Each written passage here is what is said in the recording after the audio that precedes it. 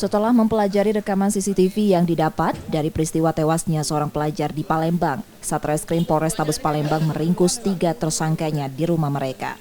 Tersangka masing-masing Ziro, Wahyu, dan Arfan yang kemudian menjalani pemeriksaan di Polrestabes Palembang. Bersama tersangka, polisi juga menyita sajam yang digunakan untuk membunuh korban.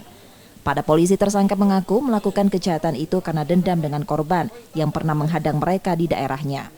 Dan alhamdulillah saat ini telah kita ungkap ada 3 pelaku yang bisa kita lakukan penangkapan, dan juga dari hasil penyelidikan dan penyidikan bisa kita dapatkan bahwa yang bersangkutan juga 3 pelaku penganiayaan ini juga telah melakukan tindak pidana pencurian dengan kekerasan 365. Peristiwa terjadi pada 29 Mei lalu saat kejadian yang terekam kamera pengawas dan ramai di media sosial Palembang. Korban RF 16 tahun dikejar dan dilukai dengan sajam yang dilakukan 3 pelaku. Karena luka parahnya, korban tewas. Ketiga tersangka kini ditahan di tahanan Polrestabes Palembang dan terancam hukuman 20 tahun penjara. Yudi Kiswanto, Kompas TV, Palembang, Sumatera Selatan.